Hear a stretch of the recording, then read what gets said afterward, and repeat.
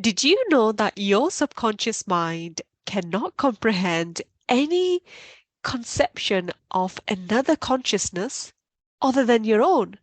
So when people find faults in other people or anything they say, what they're actually doing is projecting their beliefs, their ideologies, and anything that sits in their subconscious mind.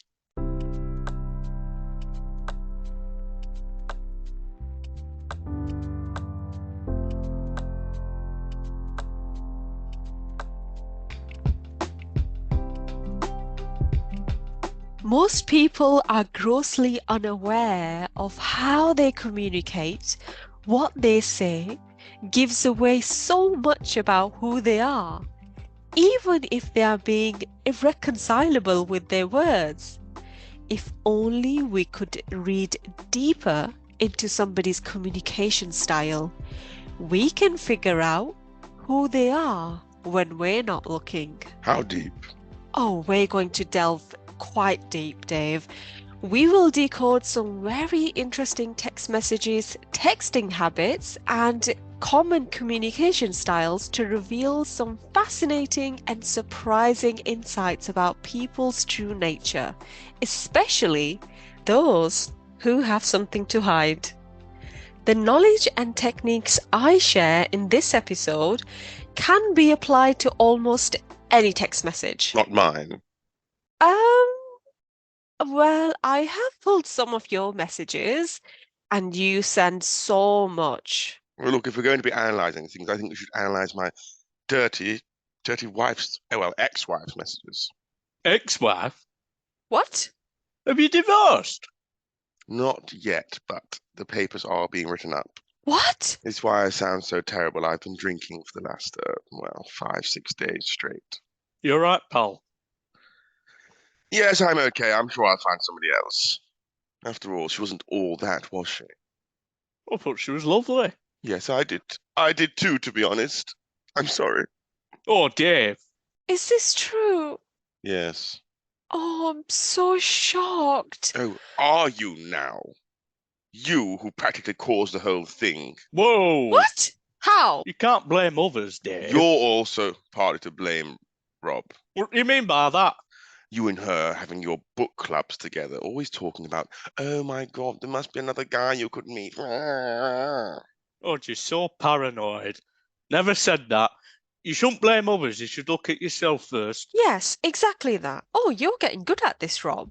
So, what we just learned from Dave's communication style and what he has just said, he's representative of someone who thinks that others are always out to get him. The paranoid personality disorder is a pattern of suspiciousness and mistrust. And in Dave's case, we all know where that comes from. The very moment when he betrayed his own sense of self. He converted from being an angel to a devil because he felt he was being wronged. So instead of self-reflecting, you became arrogant, Dave. You looked for confirmatory evidence to blame everything else and everyone else around you. And it's time that you start realizing that your troubles are very much self-imposed because you misinterpret all of your relationships and everything around you. And I know you're not going to like this, Dave, but honestly, you should seek therapy because No. that's going to help you find alternative perspectives on your personal issues, which can help you reflect. Oh, I'm reflecting, Suman. I'm reflecting. And I Amazing. think that I'm not going to be there for you anymore. Those late nights when you're crying about your perceived view of the world, Huh? your lack of sexual awareness. Excuse me? Who was there for you? It wasn't Angela.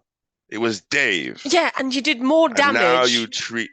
Well, at least I tried to help you. Dave, you always end up making me feel worse. Even more self-doubt and questioning my whole existence and everything around me. If anything, I'm so glad you're not going to be there. Maybe I'll just stay quiet.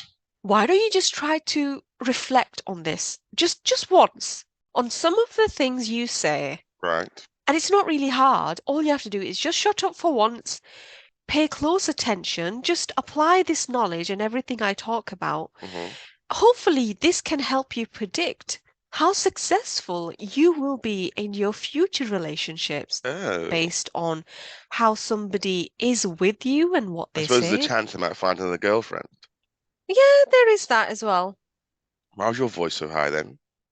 Because, Dave, look, you've exposed yourself too much in this podcast.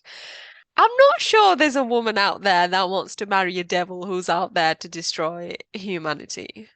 Oh, you'd be surprised, darling. A lot of crazy women out there. Really? Yes. Yeah, there are. Yes, perhaps. Okay. As we talk about these text messages, as much as we are paying attention to what people are saying, I want to encourage you to think about what people haven't said, because sometimes it really helps to assess the situation or understand a person by thinking about what's lacking here. So instead of focusing on what we have, what don't we have here? What should we have had here? Even as little as one sentence can indicate if somebody is inherently a narcissist, downright toxic, a gaslighter, insecure, untrustworthy, or just fake as flowers. I replaced flowers for another word. Right, wait, so you're telling me that you can basically look at a text and go, right, I've dissected this now, I know your psychology behind it. Yeah. And we'll find out how. I've got some really good examples. Okay, that's rather useful. Yeah, I'd like to know when something's fake as fuck. Same. Stop me marrying some other bitch. In part 2 of this episode, I'll also be sharing my dating app text messages. Ooh. Oh, God. This is particularly useful if you want to know what red flags look like in a form of a text message. Gosh, I have hundreds of examples to share, but I've brought a few for this episode. Horny men. No, not necessarily, not horny men. Most of them just copying one message and sending it to like 10 people and just hoping somebody gets back to you, that kind of thing. Do you want penis? No. Okay. Move on to the next one. Do you know how I'm kind of starting to see this when people cold call for sales and they say, Oh, yes. you know, when it's just so scripted and they say the same thing and you're just like, you haven't built empathy with me. You haven't, you know, you don't even really know how to pronounce my name correctly. Why should I buy from you? Why should I even talk to you? Yes. It's mostly the basic courtesy and manners these fake people lack, which give away who they are. And it's just really disappointing to think about the fact that there's just too many of them. You sure they're not bots? Robots. Well, yeah. Oh, I don't think they were. But they were certainly acting like one. Not very kind and human. Catfishes. Oh, don't bring it up. Dave, it's okay. That's in the past. Okay, we're over that. Okay. We're all just trying to forget here, so... I had forgotten. He was the one who did it. I know. I've moved on. Bloody hell. Very quick to move on, aren't you? Be like my fucking wife. No one's going to talk about this now, okay? It's been really hurtful. Okay, no more It catfishing. hurt me more than it hurt you. What did you just say, Rob? It hurt me more than it hurt you. What? How?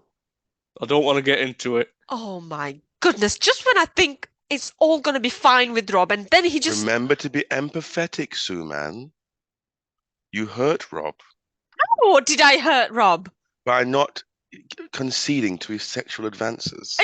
You make me sound like some sort of predator, Dave. Well, I mean, you did catfish a young lady. Yeah, but I'm younger than her. Oh my God, the irony.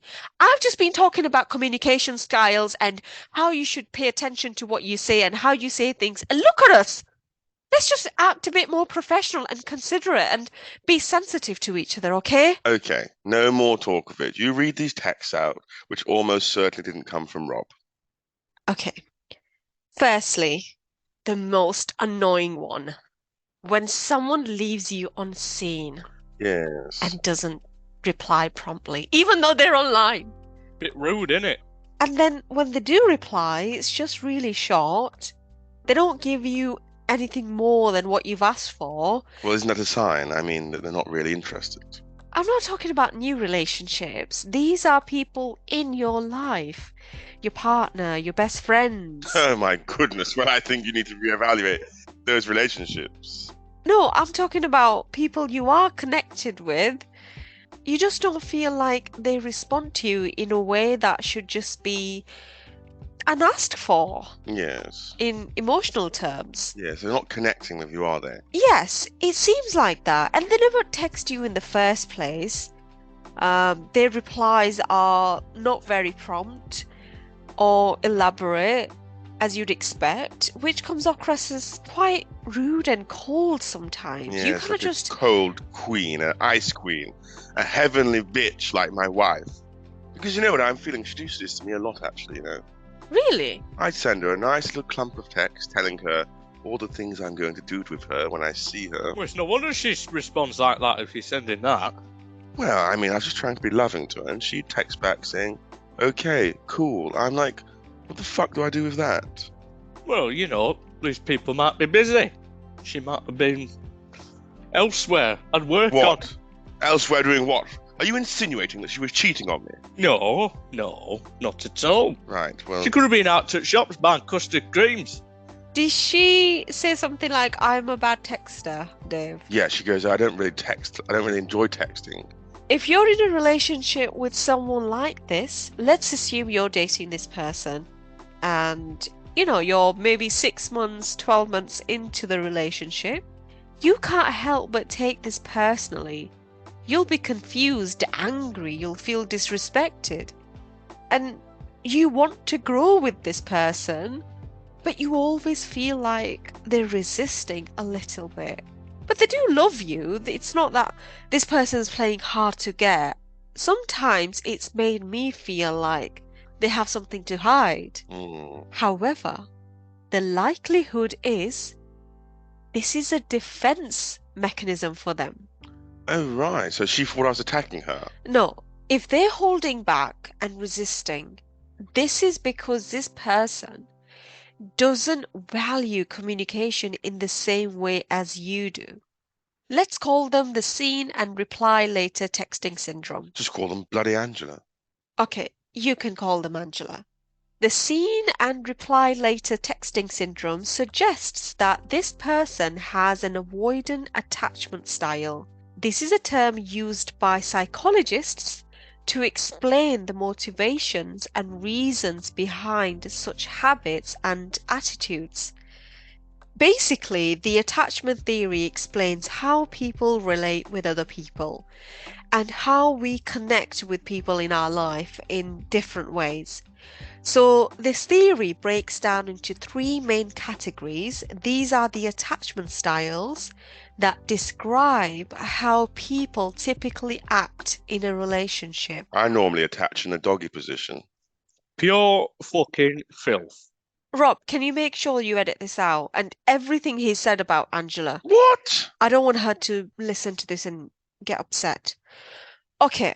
Someone with an avoidant attachment style will have a limited mental capacity for growing emotionally Like with me. others. Yes. No, this isn't anything to do with mental capacity in a way that it's people's abilities. This is lack of capacity for growing emotionally with others. So the key word here is emotions. So they're emotionally stunted. They want to keep the relationship on a shallow level. I see, yes, okay. This goes back to their childhood. They were most likely emotionally neglected and ignored in early life. They perhaps were discouraged or even punished for outwardly expressing emotions and how they feel. That's quite sad, actually. It is. That's why I think we shouldn't be too judgy, although I can empathize with the fact why it's so annoying to be in a relationship with this kind of person. So, as an example, this is something that their parents might have said. Stop crying over little things. You're so annoying. It's not that much of a big deal. We'll get you another toy. Or Their experiences of being shut down for expressing emotions and showing vulnerability at an early age made them feel it was unsafe to do so. So now they've built walls around their hearts to guard their feelings. And you trying to get too close to them makes them feel uncomfortable and unsettled because it contradicts their self-narrative. The inner child in them is frozen in time. Their subconscious mind could sound like, I must not express how I feel, or it'll cause problems, I'll get hurt, and nobody cares anyways. It's like these people don't know their own self-worth. More repressed, I'd say. In summary, people with an avoidant attachment style grew up in an overly dismissive or abusive environment, so now they model that in their own behavior, subconsciously. I'm just saying it makes sense, that my ex-wife would be one of these people. I mean, raised in heaven, it must be very oppressive. And they can also have trust issues. I can see that. Because whilst they do have emotional needs, they feel conditioned to just deal with it in a way that's very dismissive and not share it with others. Because in the past, when they did, they were disappointed, somebody let them down, somebody destroyed their feelings. So That's going to be me for the next 5 years.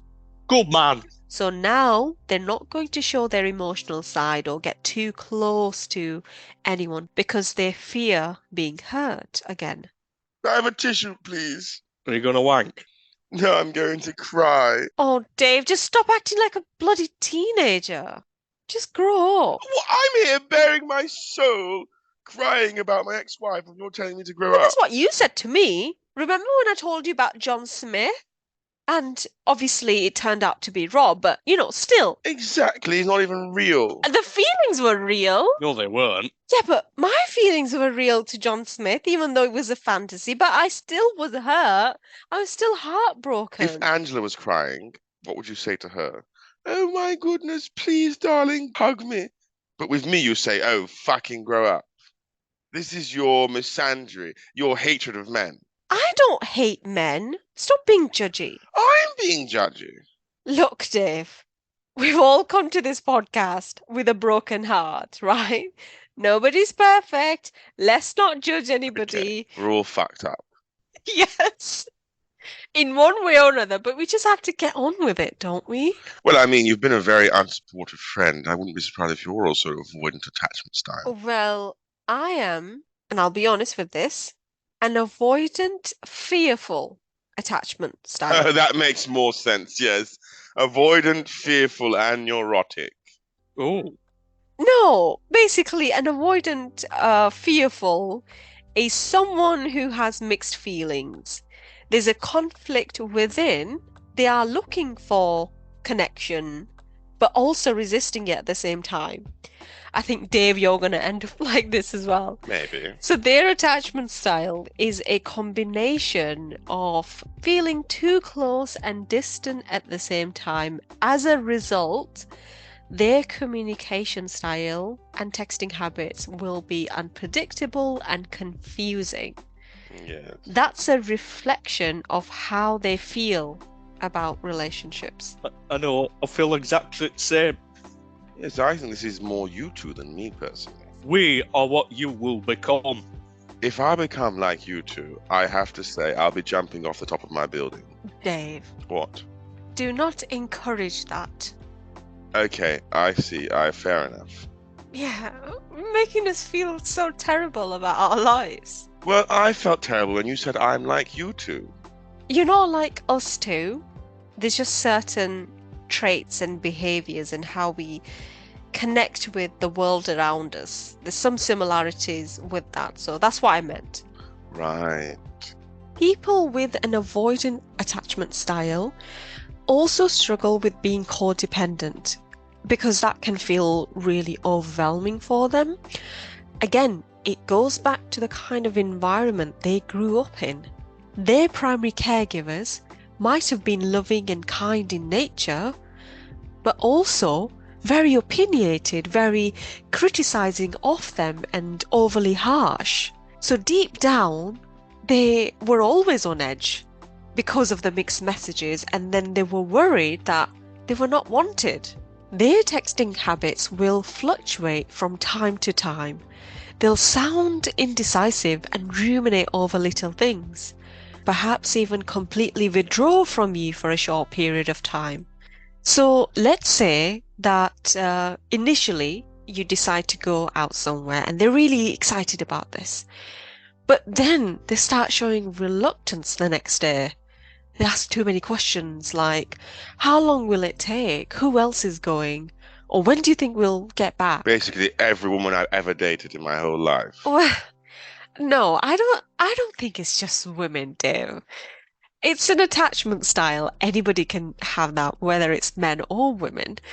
We have to remember something, that this attachment style has manifested over a long period of time, which is why I talk about self-reflection, because that's how you can see yourself in new light. These attachment styles that we've talked about, they are your defense mechanisms. They're like the armor that you've created around you to protect you. And it started from your early life. This is how you learn to cope with things. But now the weight of the armor is too heavy. Yes. It's no longer serving you in the same way, because in reality, those relationships no longer exist in the same way. Life has changed. Things have moved on. So you need to practice letting go, which is the acknowledgement. I had to be very honest with myself, and I hope that I can also encourage you to be honest with yourself, because only when you push yourself out of your comfort zone by being honest and embracing the truth, no matter how difficult it might be to bear, that's the only way for you to allow yourself to see new possibilities. And do you feel that now, if you were dating somebody or making a new friend, that you would be able to better control yourself or represent yourself because you know your own pitfalls? Yes, that's the whole point of this discussion, is to identify and label how we behave, the common emotions and thoughts that come into play subconsciously when we make these everyday choices and decisions, and how we relate to people. And the important thing to remember here is that I said label the behavior, not the people, not the individuals, because you can change your behavior. So your behavior is your actions, your thoughts is not you. What really motivated me to change was the realization that the thing that I fear the most, and this goes to every single attachment style, the thing that you fear the most is far likely to happen if you carry on the way you are. Interesting. Okay, so for example, if you're avoiding because you're worried that somebody's getting too close to you, well, guess what? The other person is going to push in even more to bridge that gap because they're afraid of losing you. They might start texting you even more, or even take you out on a holiday because they want to understand what's wrong, why you're being so cold. When I was reflecting on my friendships in the past, obviously they're no longer friends, which is not a surprise. Yes, didn't go very well, did it? I could see some of these patterns, and they were repeated, with every single relationships. I could understand why people said I was confusing, they couldn't figure Yes. me out. I'm too complicated. Classic Because Suman. one day I was really excited about something, and then the next day I'd cancel my own plans. You're a bloody handful, Suman, is what you're saying. It was just easier for me to be alone and in control of myself, although I wanted a connection with other people. I also want to quickly add, there was a part of me thinking, if I make too many friends, if I text too much, or if I talk to people too much, if I go out on social events, it will distract me from my work. At the same time, it wasn't really achieving what I thought it would, because my work involves telling stories. I need to observe the world around me, reflect, try to make sense of things, try to understand life on a deeper level. So it's important for me to socialize, isn't it? and connect with others. Yes, where I think that me and Rob have a slightly different problem, where we tend to go out to avoid doing work. Well, I like the easier route in life. So, okay, well, in this sense, then, so what sort of person would you try dating? Are you looking for somebody with what sort of attachment would fit your attachment? I don't think it matters because, well, there is an attachment style called the secure attachment style.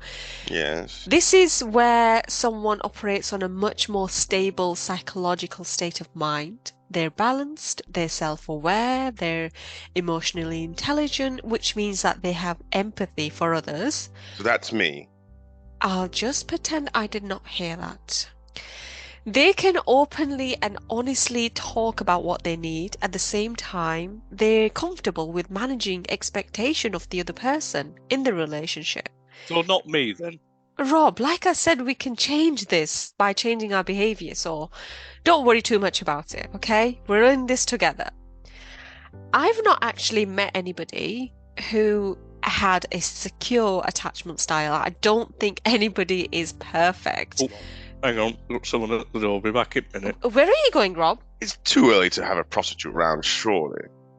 Oh my God, in the middle of a podcast recording, how unprofessional. Honestly, so unprofessional. I mean, ridiculous. I mean, I know I'm late sometimes, but I'd never leave in the middle of a show. Just disappointing every single time. What's he doing? Meeting some wench? I don't know. Maybe he's gone to feed his pigeons. Oh, what a sad little man. Yeah. Okay, let's move on.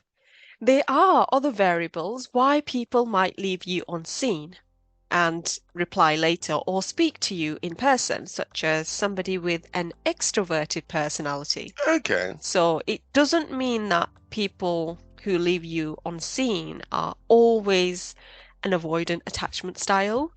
They could also be extroverted. They prefer to communicate in person because they want to get the intricacies of what they mean, not through text messages or emojis, but face-to-face, real emotions. Extroverted people, as we all know, are very energetic, they're high-spirited people, so texting isn't meaningful to them. We're all introverted in this group, so we wouldn't fully appreciate a face-to-face communication. Yes, I don't like that. Or a phone call because introverted people like to take their time and think before we speak. Whereas a real-time conversation doesn't allow us that opportunity to reflect. So we don't feel as in control of our situation, which I'm is back. how rude. Honestly. Literally so unprofessional. Look, it was a date, all right? A bloody date? For what? For 1 minute? She took one look at me and ran off. Bloody hell. I can't say I'm surprised, really. It hurts, you know. Don't fucking cry, because when I cried, I got Yes, laughed no at. crying, please. You see this, Rob? Two men here trying to express their emotions. And we get shut down. Exactly. Let's go back to being harsh beasts. No, I'm not trying to shut down your emotions. I'm trying to teach you emotional intelligence. Now you're shouting at him. No, I'm trying to teach you emotional intelligence and encouraging other ways to better deal with your emotions so that it doesn't jeopardize the situation that we're in. So it's basically trying to regulate your emotions in a way that you don't lose control over yourself. So I'm just trying to help, okay? Fine. I'll man up. Okay, good. Now, next up, do you know someone who deliberately texts in lots of details? Because I do. Who does that? Someone who sends, "Hi, how are you?" in 3 separate lines. I have no idea who does that. There is somebody that might be talking right now. No, I don't believe there's anybody talking right now who does that. I don't think that's a thing that's done by anybody in this room. Okay, fine. Someone with a short, snappy, and several texting syndrome is indicative of the anxious attachment style. This is a person who needs lots of attention, lots of assurance because they have unmet needs from their childhood, such as being underappreciated, being unsupported, or not cared for in the way that they deserved. The anxious attachment style could also emerge in their later life, perhaps as a result of a tragedy, losing a loved one, for example. Yes, or dating somebody who's a bastard. Yeah, they could have been betrayed by somebody who they deeply trusted and admired, and Like now your they've... wife who's an angel. And now such events have left them feeling insecure. That's not true. So their mind is always thinking of the worst, thinking negative, always preparing for the worst thing ever, which is why they always overreact and violate other people's boundaries. Their text messages will come across as super clingy, obsessive, and desperate. Suman. And these kind of people need to be mindful that their communication style can be misconstrued as being rude, immature, and obsessive, because when somebody is trying to make an important point, they don't need to keep interrupting. Oh, bloody hell, the worst. They might say something like, "You have forgotten to text me good morning." Or, "Can you text me when you get to work? Can you text me that you've had dinner? How long will it take you to drive to my house precisely?" Who does do that? And then one day, if you do forget to text them good morning because you might be in a rush or something, they'll complain that you don't love them anymore, and they'll get really upset and they'll get really mad at you. Bloody hell. And God forbid, if your phone runs out of battery and they try to contact you and they can't get through, oh my God, it's going to be a big, big deal. Oh dear.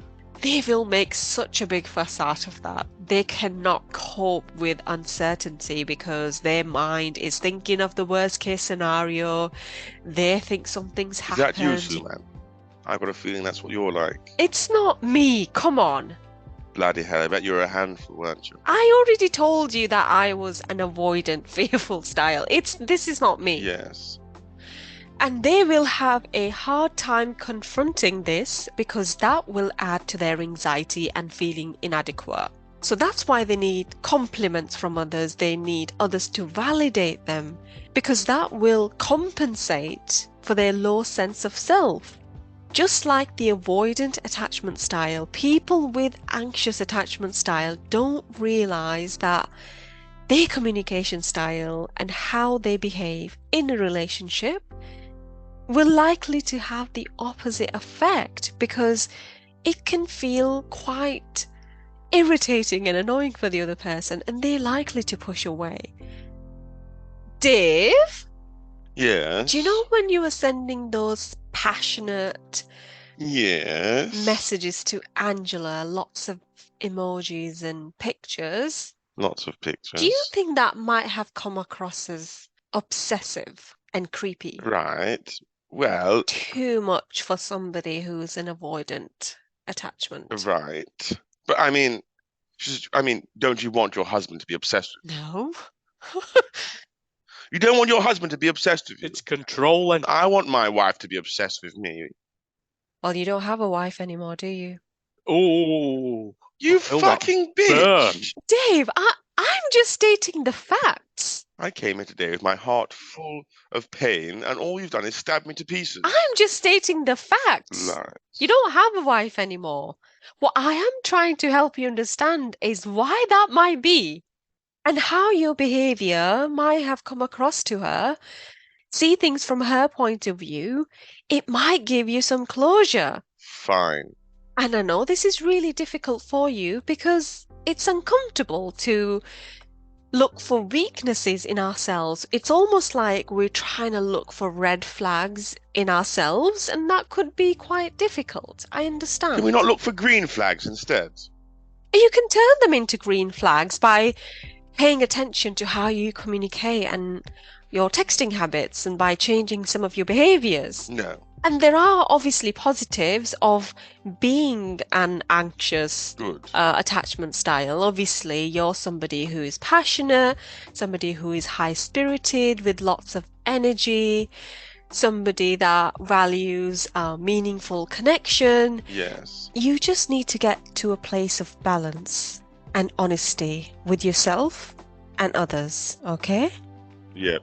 Great. Now I want to read out a real text message on a special request from one of our listeners. And Dave, why don't you tell me what would be the most sensible thing to do if you had received this message from someone that you are currently in a relationship with, okay?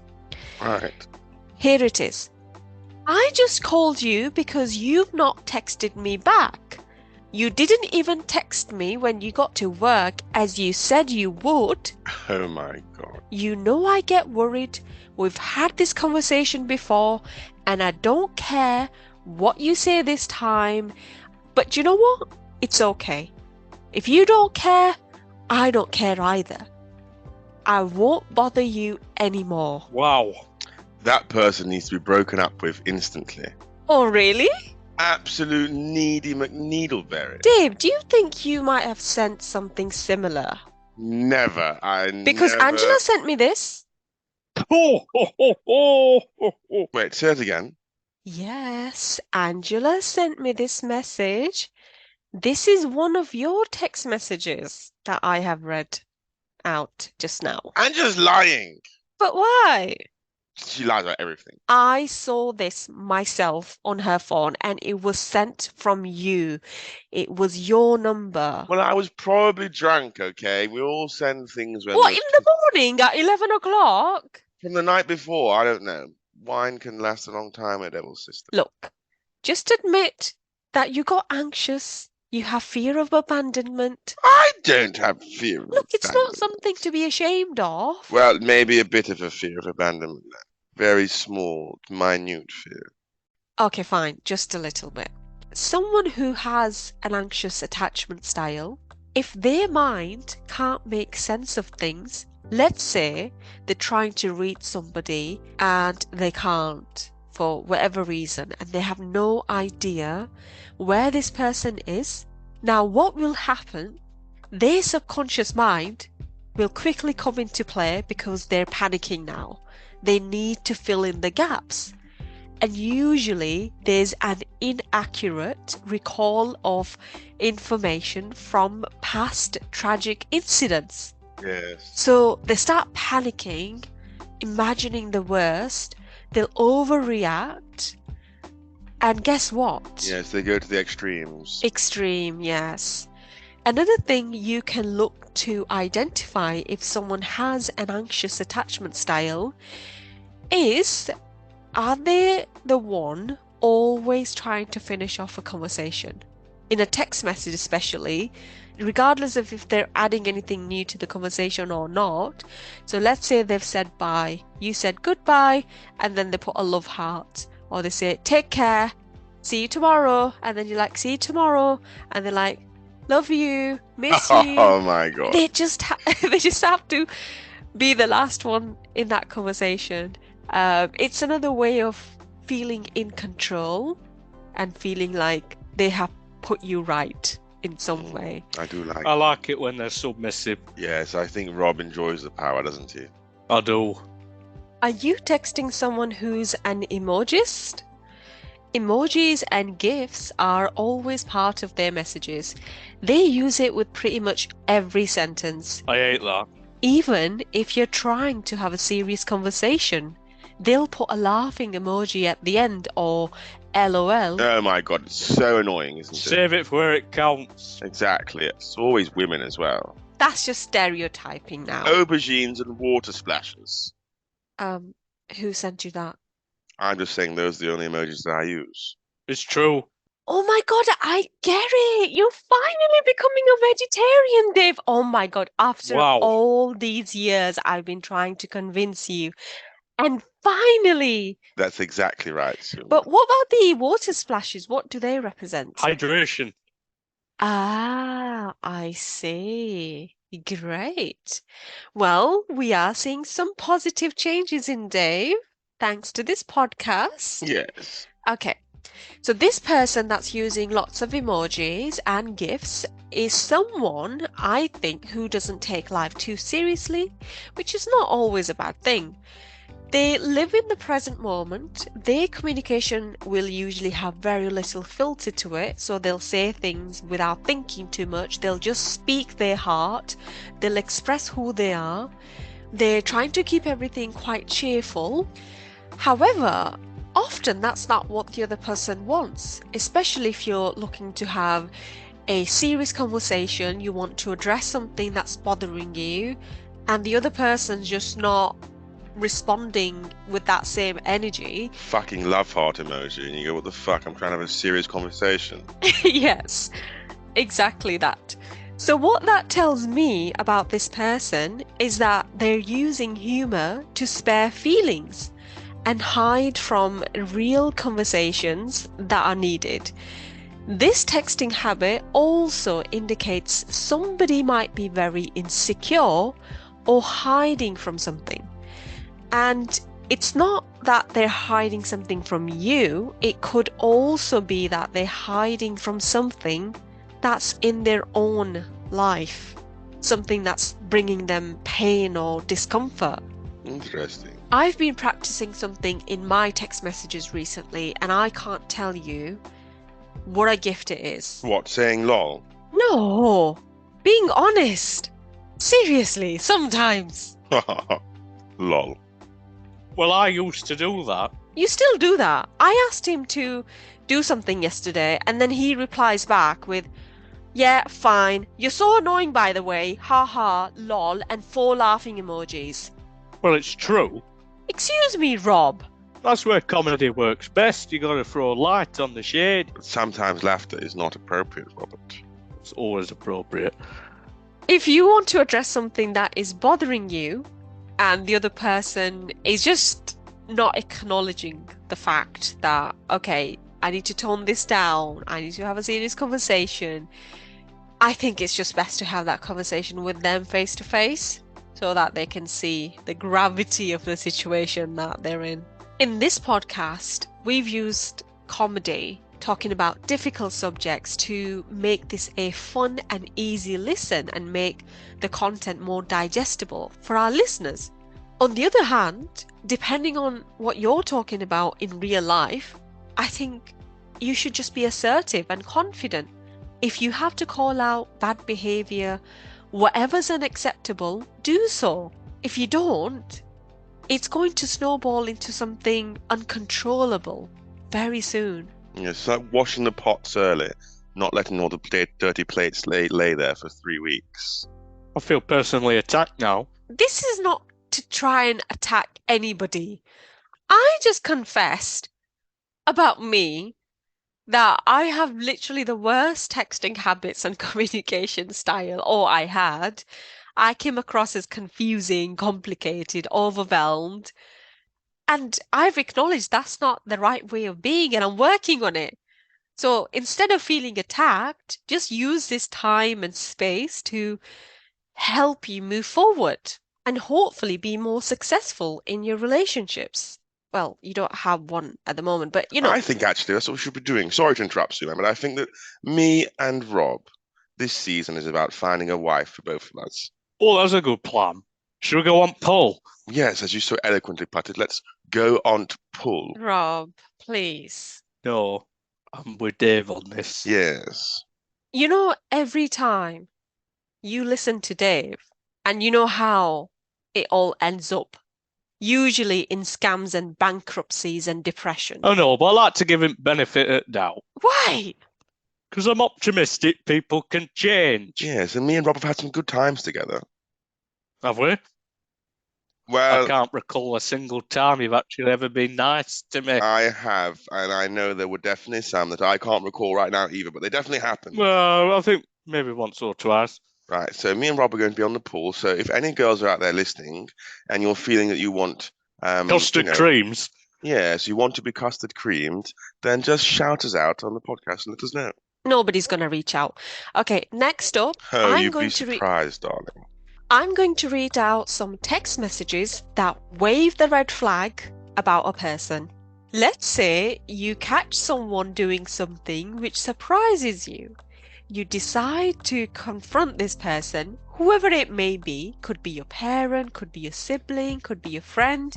You say, look, I heard you're doing this, or let's say, you're dating my ex, for example.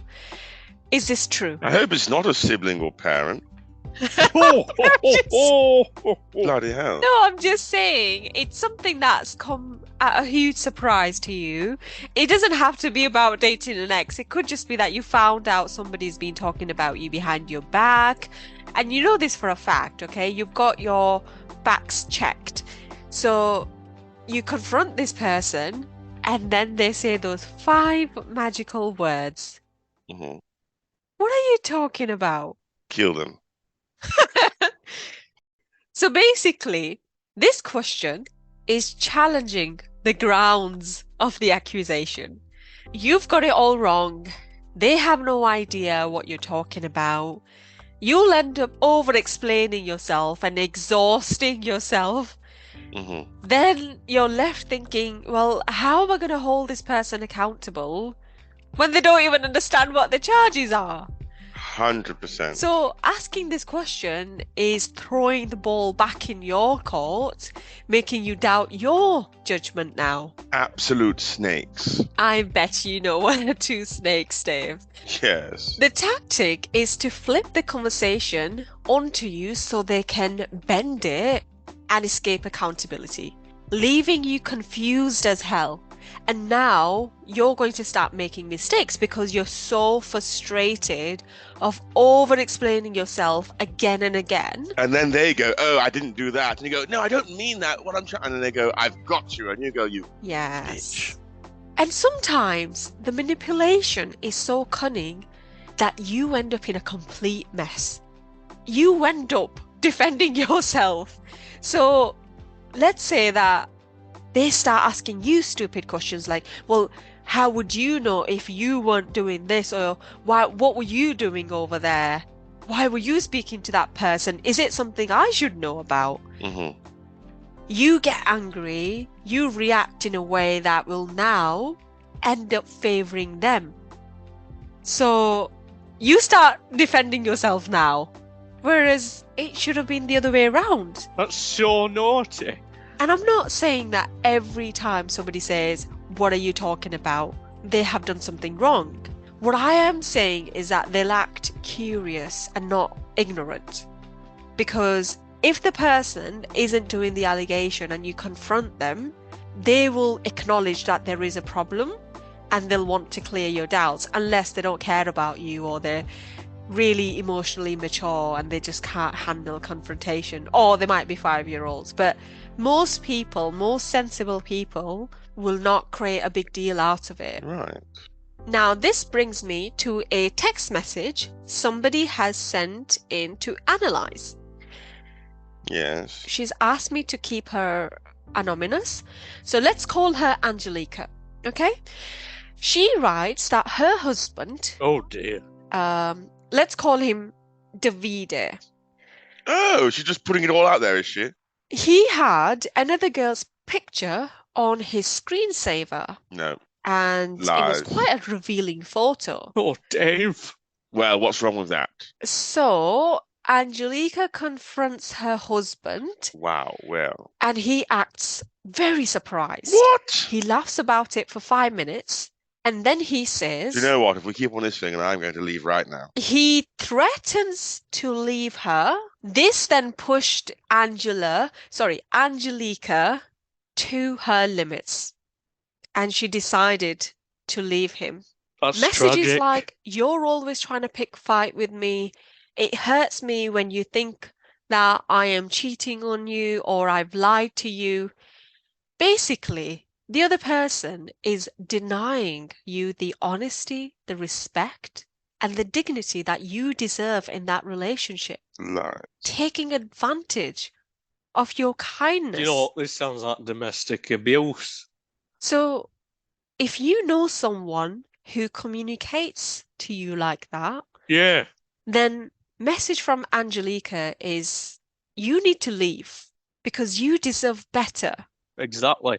Now let's move on to the next text message. Look, I just think that we need to stay on this for a little moment and just talk about how you guys have been making me out to be some sort of demon, Well, it's and I'm true. really just a devil, and Angela to be some sort of saint when she's really just an angel. You've let yourself down. You've let me down. You've let the podcast down. Well, is she blameless in this? Yes. Yeah, exactly. So you think that she did nothing wrong? No, she couldn't She was an have. angel, literally. Oh my God, this is absolutely classic. Any breakup. Oh no, the woman was a saint, and you are a male beast with your misogynistic views. Dave, remember what I've said at the beginning? What? Our subconscious mind cannot comprehend a conception of a consciousness other than our own. So all these faults that you're trying to look for in other people, guess what? It's you. You're the one who wasn't being honest in the relationship. You're the one who didn't take responsibility. You're the one who No, had been I cheating on her. no, I sent a few flirtatious messages out. You even had a thing with my mum. I'll never get over that. No, that was only over text, not actually in person. Still counts, though. Well, it's not cheating if you just send a little message, is it? It is. Oh, okay, then I cheated then. Are you proud? Um, well, So the moral of the story is that Angela was at the end of her rope. Day was always taking advantage of her grace. her grace. She was never picking a fight with you. Yes, she You just was. dropped the ball every single time. But basically, Dave, you fucked it. This brings us to the end of part 1. I hope this episode has provided some useful knowledge that will help you form profound connections with people in your life. We all know that there are too many variables for us to judge a person definitively. So in this episode, we've discussed these text messages with a general point of view and thinking about the possible worst case scenario that might apply to a person with a certain type of communication style. Part 2 of this episode has been uploaded, so you can listen to it straight away, where we share further examples of communication styles, interesting real-life text messages, and what they say about a person's underlying motivations and who they really are when we're not looking. We're talking about narcissistic messages, ghosting, people who ask too many questions, but then they won't listen to your response. What does that say about a person? And I'll be sharing text messages I have received on my dating app. So make sure you check that one out.